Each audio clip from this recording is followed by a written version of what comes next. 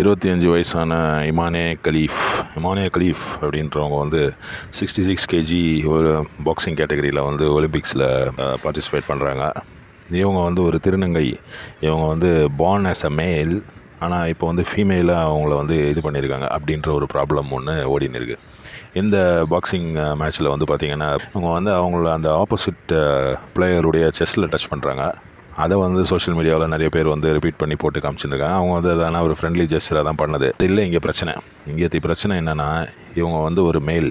இவங்க வந்து 2023 நடந்த இன்டர்நேஷ்னல் பாக்ஸிங் அசோசியேஷன் உடைய எலிஜிபிலிட்டி டெஸ்ட்டில் வந்து வேர்ல்டு சாம்பியன்ஷிப், அதாவது 2023 நடந்த வேர்ல்டு சாம்பியன்ஷிப்பில் இவங்கள வந்து மேலுன்ட்டு கேட்டகரைஸ் பண்ணி இவங்கள வந்து டிஸ்குவாலிஃபை பண்ணாங்க. ஆனால் பாரிஸ் 2024 இப்போ நடந்துன்னு இருக்க ஒலிம்பிக்ஸில் வந்து இவங்கள வந்து ஃபீமேல் என்ற கேட்டகரியில் கொடுத்துருக்காங்க.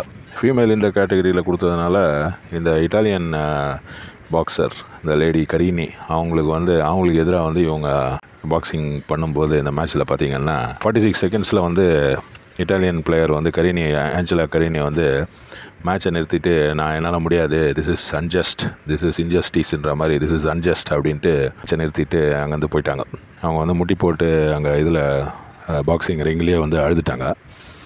அவங்க அப்பா தான் அவங்களுக்கு பாக்ஸிங் சொல்லி கொடுத்தாரு. அவர் மேலே எனக்கு வந்து அவ்வளோ ஒரு ரெஸ்பெக்ட் இருக்குது, நான் வந்து பாக்ஸிங்கை வந்து அவ்வளோ ஒரு புனிதமான ஒரு இதுவாக பார்க்குறேன் அப்படின்ற மாதிரிலாம் பேசி அந்த பஞ்சு பார்த்திங்கன்னா எப்படி விழுந்தது பாருங்கள் பஞ்ச். இப்போ இதில் வந்து ஆஞ்சலா கரீனி சொல்கிறது கரெக்டாக இல்லை இமானே கலீஃபுக்கு வந்து ஜெண்டர் வந்து ஃபீமேலாக கொடுத்தது கரெக்டாக அப்படின்றது ஒரு பெரிய ஒரு விவாதமாக இருக்குது. இதில் வந்து பார்த்திங்கன்னா பெரிய பெரிய பிரபலங்கள், நம்ம யூஎஸில் டொனால்ட் ட்ரம்ப் வந்து இதுக்கு கரீனிக்கு சப்போர்ட்டாக பேசியிருக்காரு, எலான் மஸ்க் பேசியிருக்காரு. அதே மாதிரி நிறைய பேர் நம்ம இந்தியன் ஒலிம்பிக்ஸ் பிளேயர்ஸ் கூட இந்த இட்டாலியன் லேடிக்காக தான் வந்து பேசியிருக்காங்க.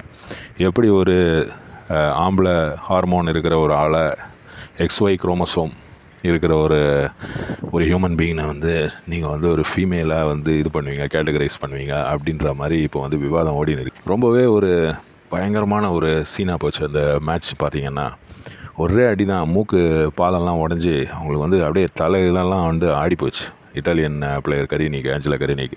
இதை வந்து இல்லை ஜெண்டர் ஈக்குவாலிட்டி அப்படின்ற மாதிரியெல்லாம் பேசினாலும், நம்ம வெளி உலகத்தில் பேசினாலும், ஒரு சில ஸ்போர்ட்ஸ்லாம் வந்து ஆம்பளைங்க கூட பொம்பளைங்க சண்டை போட்டால் அது வந்து வேலைக்கு ஆகாது.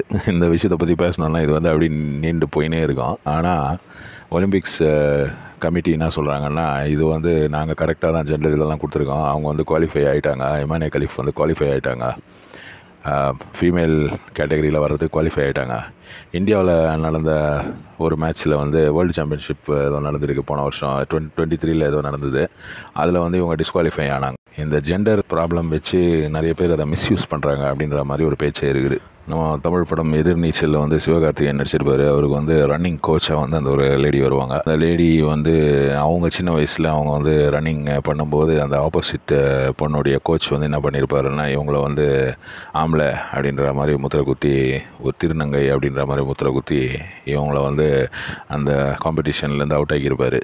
அந்த விஷயம் தான் எனக்கு ஞாபகம் வருது இந்த இது பார்க்கும்போது. இது வந்து ரொம்பவே ஒரு பயங்கரமான ஒரு மேட்ரு. ஆனால் இதை வந்து எவ்வளோ தூரத்துக்கு வெளியே வர விடுவாங்க இந்த நியூஸ் அப்படின்றது தெரியல. ஆனால் நியூஸ் வந்து ஏற்கனவே வெளியே வந்துடுச்சு. எப்படியும் பார்க்கலாம் ஒலிம்பிக்ஸ் கமிட்டி என்ன சொல்கிறாங்க, அதுக்கப்புறம் பிரபலங்கள்லாம் என்ன சொல்கிறாங்க. ரஷ்யா வந்து பயங்கரமான ஒரு போர்க்கொடி தூக்கியிருக்காங்க. ஏன்னா ரஷ்யா வந்து ஒலிம்பிக்ஸில் இல்லை, உங்களுக்கே தெரியும். ரஷ்யா வந்து அவங்களுடைய கேண்டிடேட்ஸ் எல்லாம் வேறு நாட்டு ஃப்ளாகெல்லாம் யூஸ் பண்ணி எல்லாம் வந்து பார்ட்டிசிபேட் பண்ண வைக்கிறாங்க. ஆனால் அது இல்லை இப்போ இதில் மேட்ரு. இந்த மேட்ரு எவ்வளோ தூரத்துக்கு பெருசாகுதுன்றதை பார்க்கலாம் வரும் நாட்களில்.